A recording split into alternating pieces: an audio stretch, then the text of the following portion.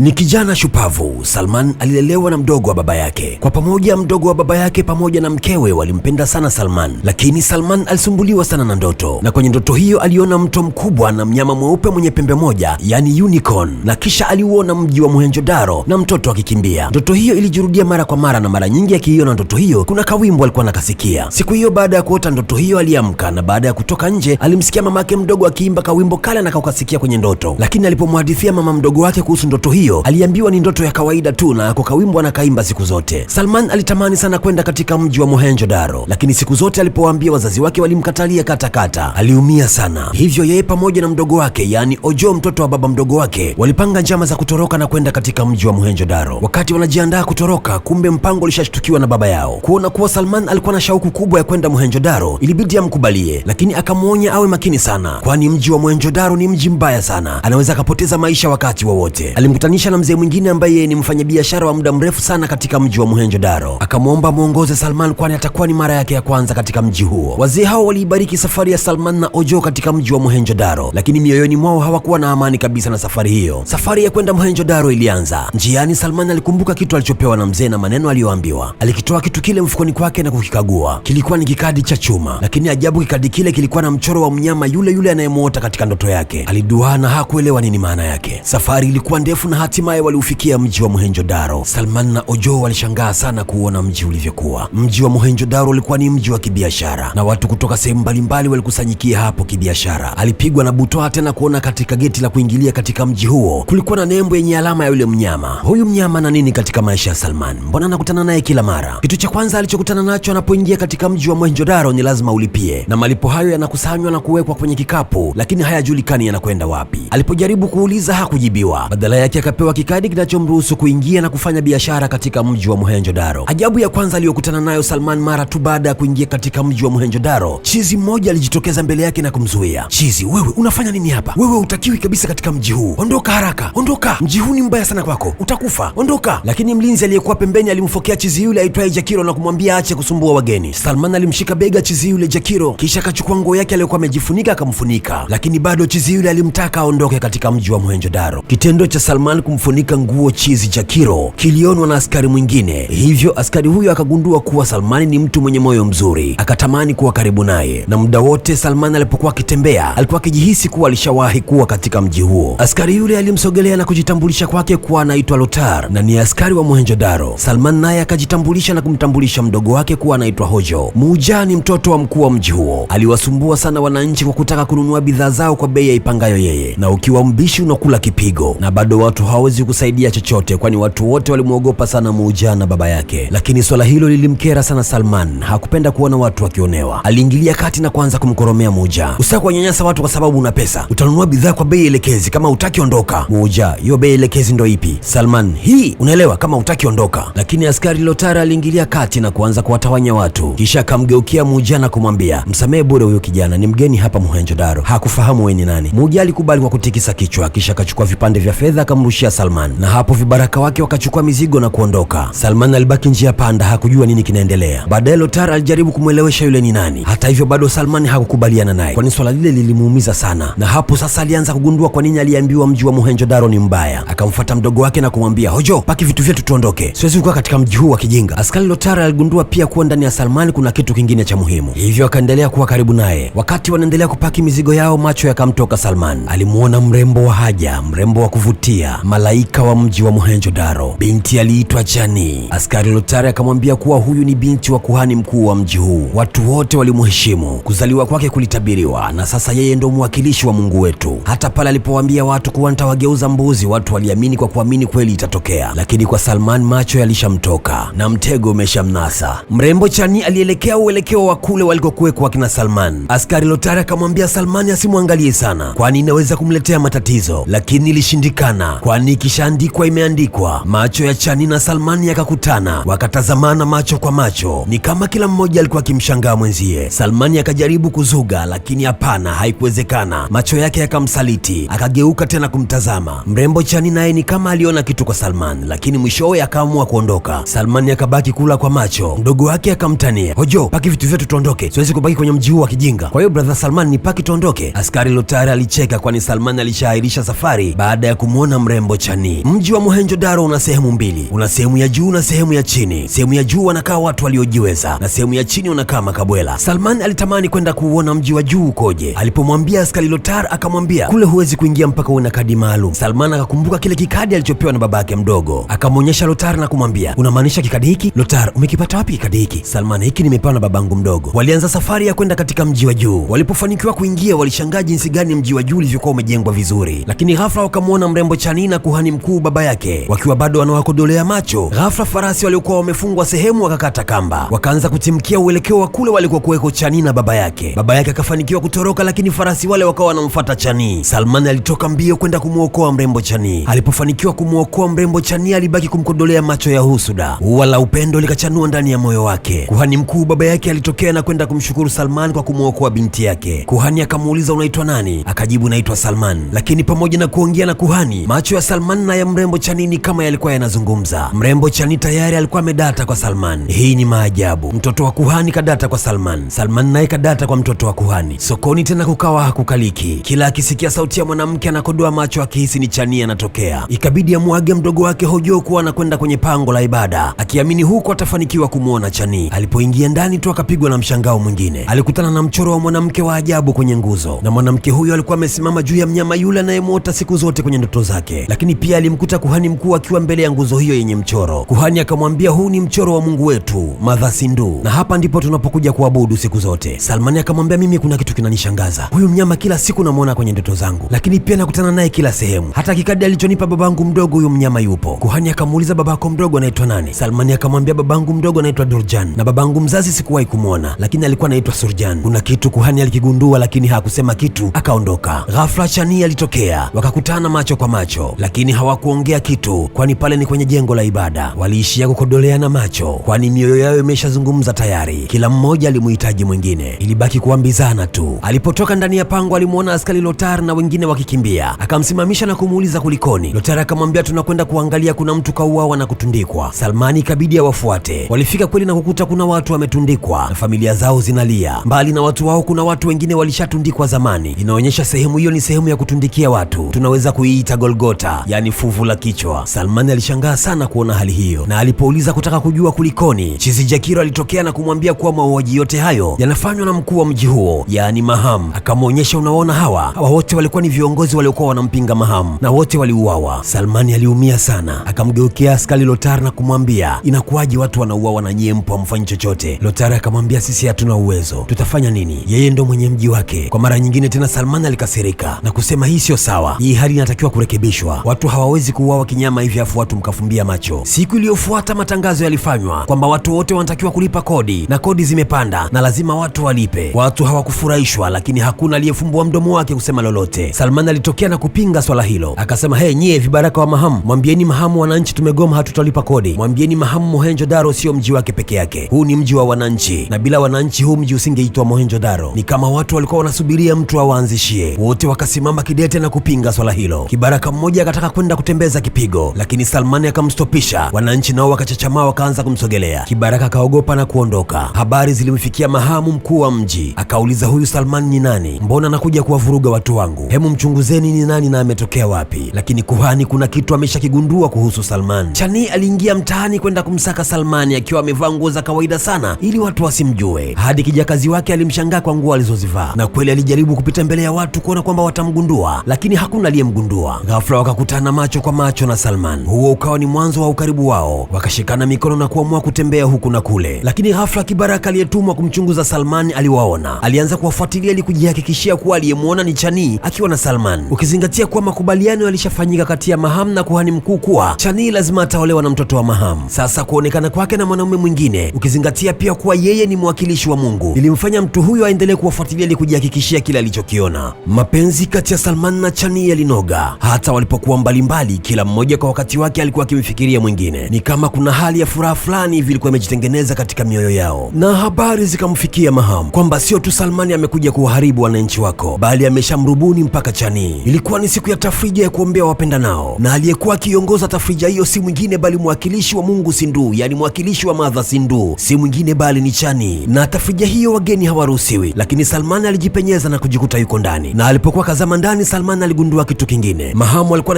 anaitumia tafrija hiyo kujinunulia silaha za madini ya kopa, na silaha hizo alikuwa akizinunua kwa kubadilishana na dhahabu. Salman aliyagundua yote hayo, lakini alielekea kwenye tafrija, na wakati tafrija inaendelea, Chani aligundua kuwa Salman alikuwa amezamia tafrija, na baada ya tafrija kukamilika, Salman alimfuata Chani katika chumba cha kubadilishia nguo. Chani: Salman, unafanya nini hapa? Salman: nimeshindwa kuvumilia, nimeshindwa kukaa bila kukuona. Ukweli ni kwamba Chani, unauvuruga moyo na akili yangu. Kama ni mateka, basi nimeshakuwa mateka wako. Lakini ghafla mlango uligongwa, wote wakageuka na kutazama ni nani anayegonga mlango, lakini kwa tahadhari ikabidi wajifiche, na ghafla muda huo huo mlango ukafunguliwa. Alikuwa ni Muujaa, mtoto wa Mahamu, mkuu wa mji. Alipoingia tu mara akaanza kumwita Chani kwa sauti, Chani, Chani, lakini Chani alikuwa amejificha na Salman huku akiwa wamesogeleana zero distance. Ikabidi naye aitikie kutokea huko, niko huku nabadilisha nguo. Alikuwa akiongea, lakini macho yake na ya Salman yalikuwa yakiongea, na ghafla Salman kwa mara ya kwanza akambusu. Chani ni kama alishtuka, kwani hajawahi kufanyiwa kitendo kama hicho, lakini Muujaa akagundua kuwa nguo ya Chani ilikuwepo pale sebuleni. Akamwambia, sasa unabadilishaje nguo wakati nguo yako iko hapa? Chani ni kama maneno yalikuwa yamemwishia mdomoni. Akamuuliza, unasemaje? Nasema unabadilishaje nguo wakati nguo yako iko hapa? Na hapo ndipo Chani aligundua kuwa kumbe alikuwa ameiacha nguo pale sebuleni. Akili yake ikafanya kazi haraka haraka. Wakati anatafakari, Muujaa alitaka kumfuata, na ndipo akamjibu, najua kama ipo hapo sebuleni, nitatokaje kuichukua wakati wewe uko hapo? Unataka unichungulie? Muujaa akasema hapana, alafu akatoka. Baada ya Muujaa kutoka tu, Chani aliukimbilia mlango akaubana kwa komeo, na hapo hapo akamrudia Salmani na kumwambia, unawezaje kunibusu bila ridhaa yangu? Huku tulikuwa tumejificha tu, hatukuwa kwa ajili ya kubusiana. Sasa ningewezaje kujizuia? Ulikuwa umenikodolea macho yako mazuri, ningefanyaje? Chani: sasa ndo unanibusu ghafla bila ridhaa yangu. Salmani akasema, samahani, lakini nilishindwa kujizuia, ningefanyaje sasa? Hapo hapo Chani na yeye akamsogelea na kumbusu ghafla, alafu akamuuliza, unajisikiaje pale mtu anakubusu ghafla bila kujiandaa? Salmani akamwambia, sijasikia kitu, labda ujaribu tena. Chani alimsogelea na hapo akazama kwenye lindi la malavu, lakini ghafla tena Chani alistopu, akamwambia, hapana, sikutakiwa kufanya jambo kama hili. Salmani akamuuliza, kwa nini? Chani akasema, hapana, mimi ni mchumba wa mtu na nilichumbiwa toka nikiwa mtoto. Salmani akamuuliza, mchumba wa nani? Chani akamwambia, mimi ni mchumba wa Muujaa. Kusikia Muujaa tena, Salmani alishtuka. Muujaa tena? Akasema ndio, na kisha akaanza kumhadithia hadithi ya utoto wake. Nilipozaliwa mama yangu alifariki hapo hapo, kwa hiyo watu wakajua nimezaliwa na mkosi, wakaanza kunihepuka. Lakini nilipopelekwa kwenye pango la ibada, kuhani mkuu wa wakati huo akasema kwamba mimi nimezaliwa na nyota ya Madhasindu, kwa hiyo mimi ni nyota wa Mohenjo-Daro. Kusikia hivyo, Mahamu alijitokeza na kuahidi kwamba mwanaye ndo atanioa mimi, hivyo wakafanya makubaliano na baba. Kwa hiyo mimi sikuwa na la kufanya, na ukweli ni kwamba sio kwamba mimi nampenda Muujaa, ila sina la kufanya kwa sababu makubaliano yalishafanyika na watu wote wanaofahamu uchumba wetu. Salmani alimsogelea na kumshika, kisha akamwambia, ulishakuwa mtu mzima sasa, unaweza kufanya maamuzi yako na unatakiwa uolewe na mtu ambaye wewe unampenda, sio wa kuchaguliwa. Lakini ghafla tena mlango uligongwa, wakakurupuka na Chani akamwambia Salmani apitie mlango wa nyuma, lakini bahati mbaya huo mlango wa nyuma alikopitia alijigonga ghafla kifuani kwa Mahamu. Walitazamana macho kwa macho, lakini baadaye Salmani akaakti kwamba yeye ni mwanamichezo na kisha akaondoka zake. Lakini wakati huo huo Muujaa naye akatokea, akakutana macho kwa macho na baba yake. Kuona hivyo, Mahamu alimfuata moja kwa moja kuhani mkuu, akamwambia, nadhani ule wakati sasa umetimia wa kufunga ile ndoa ya Muujaa na Chani. Chani na baba yake wote walishituka, mbona imekuwa ghafla? Chani hakupendezwa kabisa, ikabidi aondoke na kijakazi wake, lakini kuhani mkuu akawauliza, mbona imekuwa ghafla tena? Muujaa akasema, sio ghafla, wakati umetimia, lakini pia nilishagundua binti yako na mahusiano na mtu mwingine, kwa hiyo hii ndoa lazima ifungwe haraka sana. Harusi iliandaliwa na maakuli yalitengenezwa, watu wakajiandaa kuhudhuria ndoa ya Muujaa na Chani. Sherehe ziliandaliwa, viongozi na waalikwa muhimu walihudhuria siku hiyo ya ndoa ya Chani na Muujaa. Mahamu alisimama na kuwaambia waalikwa, leo ndo ile siku tuliyokuwa tunaisubiria, siku ya kihistoria, siku ya ndoa ya mwanangu Muujaa na mwakilishi wa Madhasindu, yani nyota wa Mohenjo-Daro, Chani. Watu walishangilia na burudani zikaendelea, lakini huku ndani Chani hakuwa na furaha kabisa. Mama wa Muujaa, yani mke wa Mahamu, alijaribu kumfariji, lakini moyo wake ulikuwa mzito. Akilini mwake alimfikiria Salmani tu, na ghafla Junu alitokea akamwambia, Salmani kaja. Na kweli ghafla Salmani alitokea. Chani akamwambia, unafuata nini hapa? Salmani, kwa nini unajilazimisha kuolewa na mtu usiyempenda? Chani, mimi sina jinsi Salmani, hili lilishapangwa toka zamani. Salmani akamwambia, Chani, usikilize moyo wako, usijilazimishe kufanya kitu ambacho moyo wako haukipendi. Wewe ndio mwenye maamuzi, unatakiwa kuamua sasa ili baadaye usije kujutia. Chani, mimi naogopa sana Salman, Muujaa na baba yake ni watu makatili sana, wanaweza wakanifanyia mabaya mimi na baba yangu. Salman, Chani, unafahamu kabisa mimi nakupenda na mimi nafahamu kabisa moyo wako unanipenda mimi, kwa hiyo ondoa shaka, mimi nitasimama na wewe mpaka mwisho. Lakini ghafla Muujaa alitokea na kumkaba Salman. Chani alijaribu kuzuia, lakini Muujaa hakuelewa. Salmani akaanza kula kipigo, kitu ambacho Muujaa hakukijua ni kuwa Salmani naye ni shupavu. Wababe wawili wakasimama, mkono ukapigwa. Chani hakuwa na la kufanya, alibaki kushuhudia tu. Mikono ilipigwa kavukavu mtaani huku watu wakishuhudia. Wakati kule ndani sherehe zilikuwa zikiendelea, huku nje mikono ilikuwa ikipigwa. Ngumi zilipigwa ndani zikatoka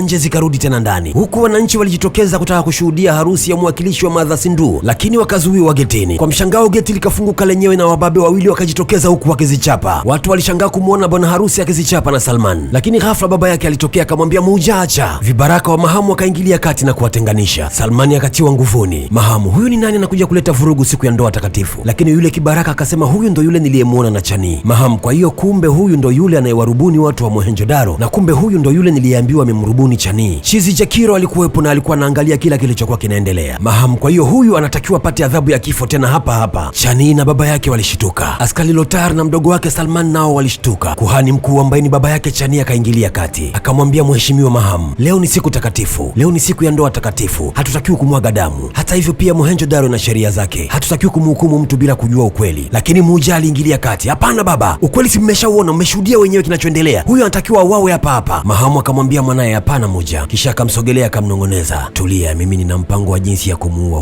huyu atauawa na Bakar Zokar, we tulia. Mahamu akasogea akawaambia watu, ni kweli kabisa, leo ni siku takatifu, hatutakiwi kuichafua mikono yetu, na huyu tutampa nafasi ya kujitetea, na nafasi yenyewe ni ndani ya ukumbi wa mapambano. Anatakiwa apambane na Bakar Zokar, akishinda atakuwa hai. Watu walishituka kusikia Bakar Zokar, lakini Salman hakuogopa, naye akaongea, hakuna shida, nitapambana, lakini kama nikishinda hakuna tena ndoa kati ya Muja na Chani. Chani macho yakamtoka, lakini Muja pia ni kama hakukubaliana na hilo swala, lakini Mahamu akasema sawa, hakuna shida. Chani alimuonea sana huruma Salman kwa sababu aliwafahamu vizuri watu ambao Salman atapambana nao, asingetoboa. Salman aliwekwa gerezani kusubiria siku ya hukumu yake. Kwa kufahamu Salman anakwenda kufa, Chani na baba yake kuhani mkuu walikwenda kumwona Muja na kumwomba msamehe Salman na ndoa ifungwe kama kawaida, lakini Muja aligoma. Muja, wewe najua huna mapenzi na mimi, mapenzi yako yapo kwa kale kajamaa. Sasa subirieni wewe na babako, mtashuhudia Bakar Zokar wakikanyonga kale kajamaa. Kuhani mkuu hakuwa na jinsi, alimwambia Chani tuondoke. Chani aliondoka, lakini aliumia sana na maumivu yake akayapeleka moja kwa moja hekaluni, akaenda kumlalamikia Mother Sindu. Kwa nini ulinichagua mimi? Kwa nini ulinichagua mimi niwe mwakilishi wako? Kwa nini ulinichagua mimi niwe nyota wa Mohenjo-Daro? Ona, kwa sababu hiyo nataka kusababisha damu isiyokuwa na hatia imwagike, tena damu ya mtu ninayempenda. Kwa nini lakini? Kwa nini? Tafadhali naomba Mother Sindu, tafadhali naomba muokoe yule kijana, tafadhali na kuomba. Kuhani mkuu alikuwa akimwangalia binti yake tu alivyokuwa namlalamikia Mother Sindu, na hapo akaamua afanye jambo, akaondoka. Salman alitupwa gerezani akisubiria hukumu yake, na kuhani mkuu alivyotoka kule hekaluni alikuja moja kwa moja gerezani kwa Salman. Akamwambia Salman, kuna kitu nataka nikwambie, yani kuna kitu natakiwa ukijue. Salman alimuuliza ni kitu gani? Akamwambia ni kuhusu uhusiano wako wewe na mji wa Mohenjo-Daro. Mohenjo-Daro ni mji wako, kwani baba yako ndo alikuwa mkuu wa mji wa Mohenjo-Daro. Salman alishtuka, baba yangu? Yani baba yangu ndo alikuwa mkuu wa mji wa Mohenjo-Daro? Mbona baba mdogo hakuwahi kuniambia hili jambo? Akamwambia baba yako mdogo asingeweza kukuambia kitu kwa sababu kuna makosa aliyafanya, na makosa hayo pia yalichangia kusababisha kifo cha baba yako. Salman alizidi kuchanganyikiwa. Kuhani akamwambia sio baba yako mdogo tu aliyekosea, hata mimi pia nilikosea. Akamwambia sikiliza nikwambie Salman, Mahamu alikuwa ni raia wa kawaida tu, lakini siku moja aliingia kwenye kikao chetu na kutuletea wazo. Akasema pale ambapo mto Mohenjo-Daro unapita kuna mali, kama tukiuzuia mto na kuutafutia njia nyingine tunaweza kuchimba mali nyingi sana pale. Lakini baba yako alipinga kwa sababu alishaona athari ambayo inaweza kutokea kama mto Mohenjo-Daro ukizuiliwa, hivyo ukatokea upinzani mkubwa. Kuna baadhi ya viongozi walikubaliana na wazo la Mahamu na wengine wakapinga, na kawaida ya Mohenjo-Daro kila kitu lazima kiamuliwe kwa kupigiwa kura. Kura zilipopigwa na kuhesabiwa zilikuwa ni sare, na zilikuwa ni sare kwa sababu mtu mmoja alikuwa hajapiga kura, na mtu huyo ni mimi. Sikupiga kura kwa sababu sikupenda kumsaliti baba yako, lakini pia nilimwogopa sana Mahamu. Hivyo basi uoga wangu ukashinda, nikamsaliti baba yako na kukubaliana na wazo la Mahamu. Kwa hiyo wazo la Mahamu likapitishwa, ujenzi ukaanza. Lakini ajabu ni kwamba baada ya mali kuanza kupatikana, Mahamu alikwenda kukodi watu makatili na wakaanza kuua watu. Baba yako alijitahidi kwenda kuzuia, lakini ilishindikana, na mbaya zaidi alipewa kesi ya uongo. Kesi ikaenda kuamuliwa mbele ya wananchi wote. Baba yako alijitahidi kujitetea, lakini ilishindikana, kwani hata mashahidi aliyowategemea pia walimkana, na walimkana kwa kumwogopa Mahamu. Mashahidi hao ilikuwa ni mimi na baba yako mdogo. Baba yako mdogo pia kwa kumwogopa Mahamu alimsaliti baba yako, hivyo wananchi wenye hasira kali walimkamata baba yako na kumuua bila kujali kuwa yeye ndiyo mkuu wa mji huo. Salman alichanganyikiwa sana kusikia hadithi hiyo, lakini baadaye alimgeukia tena kuhani na kumuuliza, na mama yangu alikwenda wapi? Akamwambia mama yako naye alikufa siku hiyo hiyo, kwani baada ya kushuhudia tukio hilo naye alidondoka akapoteza maisha. Salman alizidi kuchanganyikiwa, hasira zilimjaa kifuani, alitamani kupasuka, lakini akamuuliza kwa hiyo baada ya hapo nini kilitokea? Akamwambia hakukuwa na jambo jingine zaidi ya Mahamu kujitangaza kuwa yeye ndo mkuu wa mji, na hapo ndipo mambo yalipobadilika. Maisha yakawa magumu, na maisha yalizidi kuwa magumu kwa sababu alianza kukaribisha watu kutoka nje. Watu walitoka sehemu mbalimbali na kuja kufanya Mohenjo-Daro ndio makazi yao. Zile dhahabu zilizopatikana kwenye mto Mahamu alikuwa anawauzia watu kutoka sehemu mbalimbali. Badala ya kuutengeneza mji alikuwa anajitajirisha yeye, na yeyote aliyejaribu kumpinga aliuawa na kutundikwa. Wananchi wa Mohenjo-Daro tukaanza kuishi kwa uoga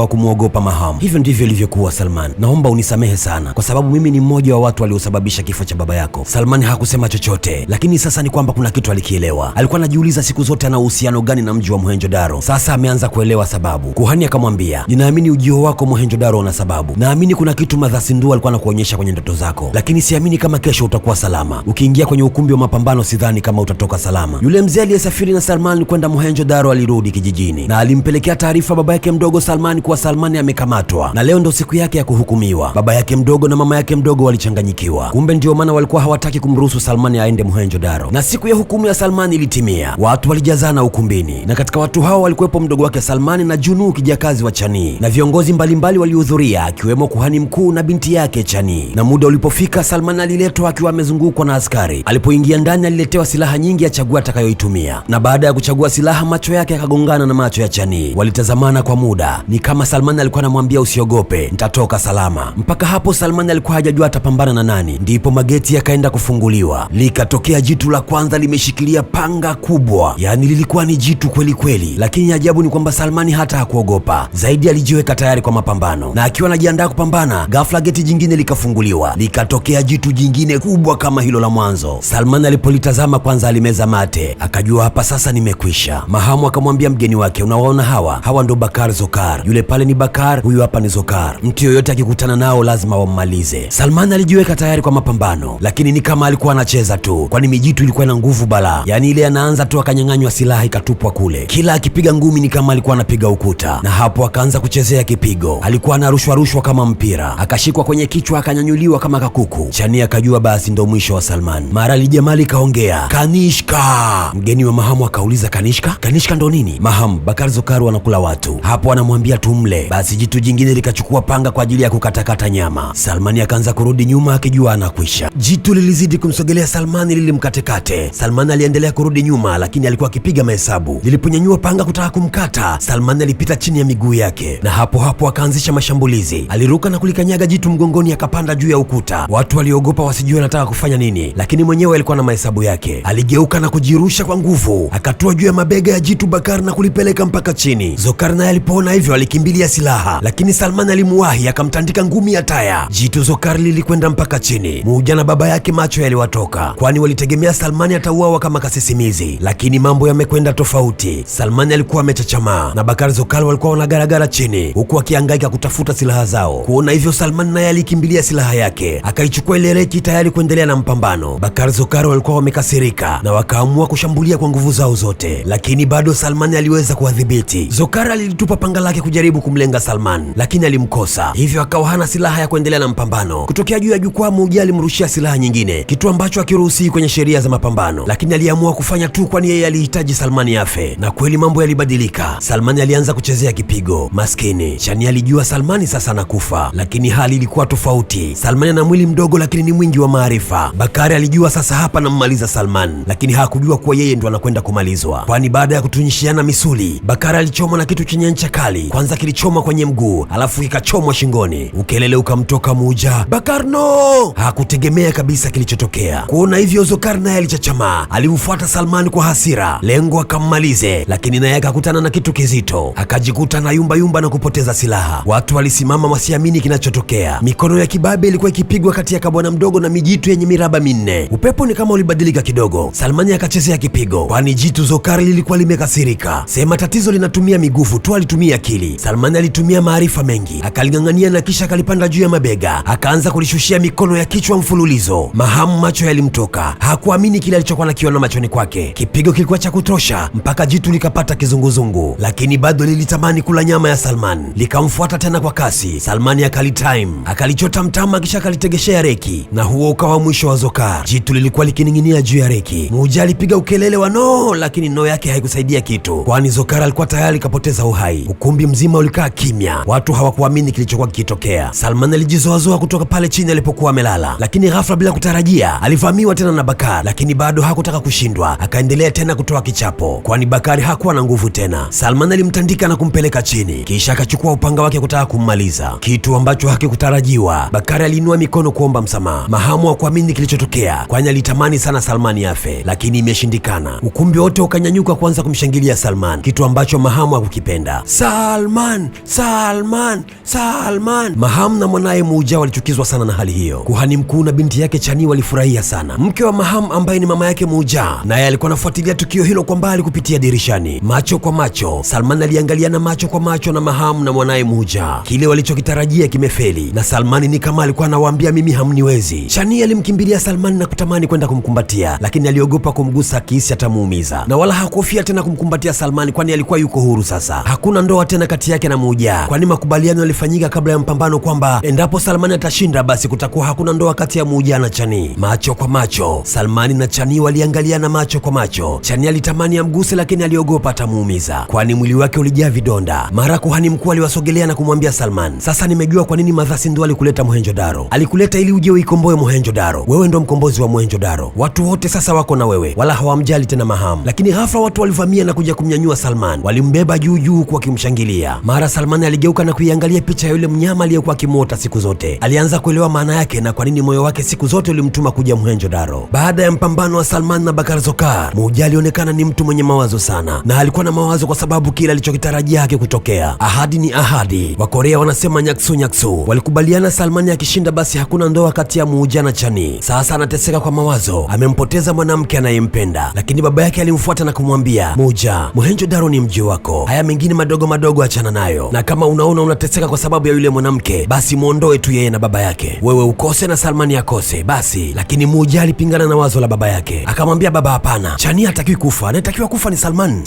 Chani hatakufaje? Chani ni mwanamke ninayempenda. Chani Baba sikiliza, Chani anatakiwa kuwa mke wangu, hakuna vinginevyo. Wakati wanaendelea kuongea, mama yake Muja alikuwa anawafuatilia.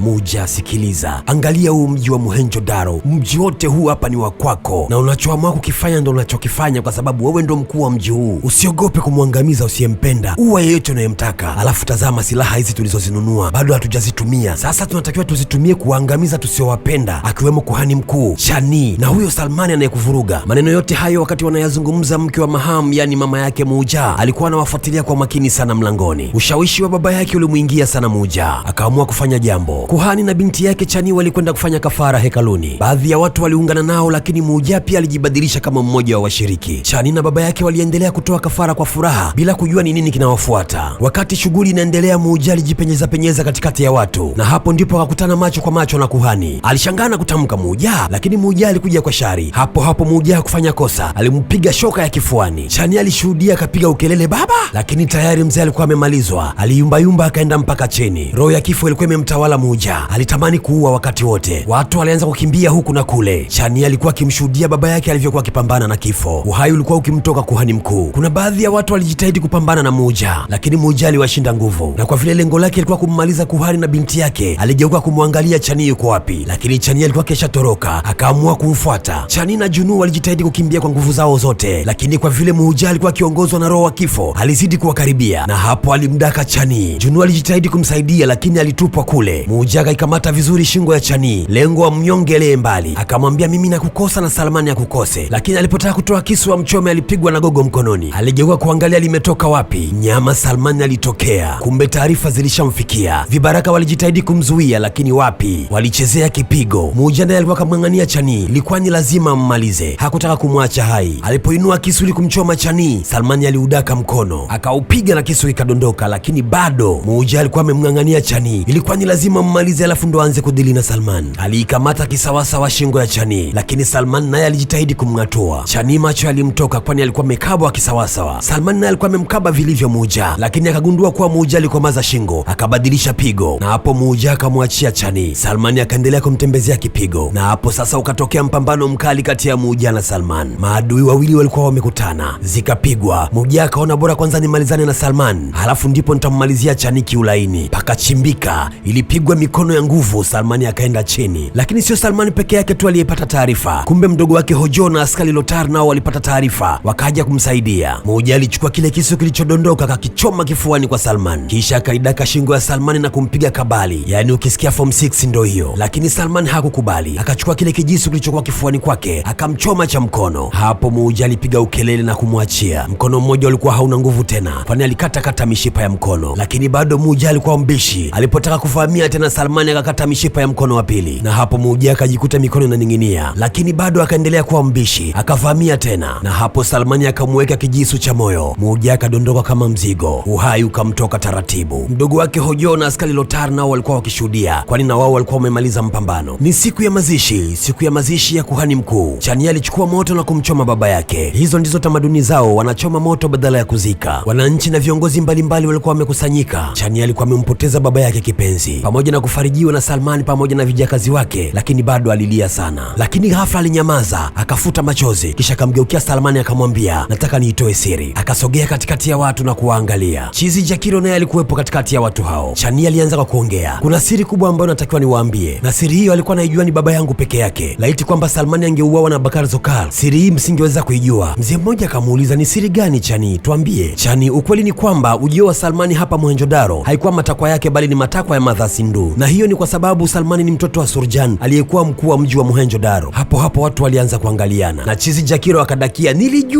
nilijua huyu mtoto mimi nilishamwona toka mapema, ni mtoto wa Surjan. Lakini hapo baba yake mdogo, yani Durjan, na mke wake wakatokea, na hapo yule mzee akamwona akashangaa, Durjan, ni wewe? Salmani aligeuka akamwona baba yake mdogo, na hapo Chania akaendelea, kwa hiyo nawaombeni sana watu wa Mohenjo-Daro, tusimame na Salman tupambane kukomboa mji wetu wa Mohenjo-Daro. Na hapo watu wakapaza sauti kwa vifijo, ndio. Salman aliposogea, kiongozi mmoja akamfuata Salman, Mahamu kwa uongo wake alitufanya tukamuua baba yako, na sasa Mahamu anajitajirisha mwenyewe na kujifanya Mohenjo-Daro ni mji wake. Sisi hatukubali. Mwingine akasogea akamwambia, sisi tutasimama na wewe mpaka mwisho. Lakini mwingine pia akasogea akasema, Salman, tuambie tufanye nini? Sisi tutakufuata wewe. Salmani akasema sawa. Akarudi nyuma kidogo, kisha akapaza sauti, kwanza kabisa kuna ndugu zetu wamekaukia kwenye miti kule, kuna ndugu zetu waliuawa na Mahamu kisha wakatundikwa kwenye miti, twende tuwatoe na kuwahifadhi kwanza. Yule mzee kiongozi akasogea na kumwambia, ni kweli Salman, twende. Kundi la watu likiongozwa na Chizi Jakiro akiwemo Salman na baba yake mdogo walielekea sehemu ile ya kutundikia watu, yani Golgota, na walipofika tu Chizi Jakiro akawaambia, tuanze na huyu ni Surjan, baba yake Salman. Watu wote macho yaliwatoka, na Salmani akasogea taratibu akaiangalia ile mifupa iliyokuwa imetundikwa juu, akasema, huyu ni baba yangu? Salmani aliumia sana, hakuamini kuwa mifupa iliyokuwa ikining'inia pale juu ya mti ilikuwa ni mifupa ya baba yake mzazi. Hasira zilimfurukuta, alitamani ammeze Mahamu. Taratibu zilifanyika za kuwahifadhi wote waliokuwa wametundikwa, na kama kawaida ya mila zao waliwachoma moto. Salman machozi yalimtoka, yalikuwa ni machozi ya huzuni na hasira. Mzee Durjani yeye alikuwa akilia kwa mambo mawili. Kwanza kabisa alikuwa hajui Salmani atachukua maamuzi gani baada ya kugundua kuwa kumbe baba yake mdogo alimsaliti baba yake mzazi. Lakini la pili, aliumia kuona kuwa kumbe yule aliyekuwa ametundikwa pale alikuwa ni kaka yake. Roho ilimuuma sana, alijikuta akijutia kwa nini alimsaliti kaka yake, lakini hakukuwa na jinsi tena. Baada ya mazishi, Durjani alimfuata Salman na kumwomba msamaha. Alisema, mwanangu Salman, naomba unisamehe, mimi nilikuwa mwoga sana, nilimwogopa sana Mahamu, wala sikuwa shupavu kama baba yako. Baba yako alikuwa shupavu sana, lakini angalia uoga wangu kasababisha kifo cha baba yako na mama yako. Naomba unisamehe sana Salman. Mke wa Durjani, yani mama yake mdogo, naye akaingilia kati. Salman, wewe ni mtoto wetu na unajua ni jinsi gani tunavyokupenda. Ni kweli kabisa tulimsaliti baba yako na tulikukosea wewe na baba yako, lakini Salmani, hatuna neno la kukuambia ili uweze kuelewa kuwa tunajutia kilichotokea. Tunaomba utusamehe Salmani, wewe ni mtoto wetu. Maneno ya mama yake mdogo yalimchoma sana Salmani, akajikuta amekwenda kumkumbatia. Alimkumbatia kwa nguvu, kisha akamwambia, nyie ni wazazi wangu, yaliyopita yamekwisha pita, sasa tuangalie yajayo. Akashusha mkono na kulishika bega la baba yake mdogo. Mzee Durjani hakuamini kabisa kama Salmani amemsamehe, naye akaushika mkono wa Salmani huku machozi yakiendelea kumtoka. Chani alikuwepo na alikuwa anafuatilia kilichokuwa kinaendelea pale. Huku nyumbani kwa Mahamu, mke wa Mahamu alikuwa akimwandaa mwanaye Muujia kwa ajili ya mazishi. Alikuwa akimwandaa mwanaye, lakini huku akiendelea kumtupia lawama zote mzee Mahamu. Alisema, mwanangu amekufa kifo asichokistahili, mwanangu amekufa kwa ujinga wako, wewe ndio sababu ya kifo cha mwanangu. Asingefuata ujinga wako na tamaa zako, mwanangu asingekufa kifo hiki. Mahamu akamwambia, tamaa gani mkewe? Tamaa za kung'ang'ania mji wa Mohenjo-Daro na kuufanya wa kwako, tamaa za kuiba mali za watu na kumfundisha mtoto wetu mambo mabaya. Ona sasa kilichotokea. Mahamu alikasirishwa na maneno hayo, akamzaba kibao mkewe, akamkata kijicho, kisha akaondoka kuwafuata vibaraka wake. Lakini mkewe alimfuata na kumwambia, unataka kujua Salmani ni nani? Salmani ni Surjan Kapita, yani mtoto wa Surjan. Mahamu na vibaraka wake macho yaliwatoka ghafla, lakini mkewe akaendelea, amekuja kulipa kisasi cha baba yake, kesha muua mwanetu kwa sababu yako, na bado zamu yako lazima na wewe akuue, ndo utajua kuwa malipo yote ni hapa duniani. Baada ya kuongea hivyo, mkewe aliingia ndani. Mahamu hakuamini kile alichokisikia. Salmani ni mtoto wa Surjan? Salman Surjan Kapita? Alizidi kuvurugwa. Salman, askari Lotar na Hojo walikwenda kuchunguza ule ukuta uliojengwa na kuchunguza kazi zinavyofanyika pale na nini kinaendelea. Kwanza kabisa aligundua kuwa mali zinazopatikana pale ni nyingi, lakini bado akataka kujua kwa nini baba yake aliwahi kupinga ule ukuta usijengwe. Walinyata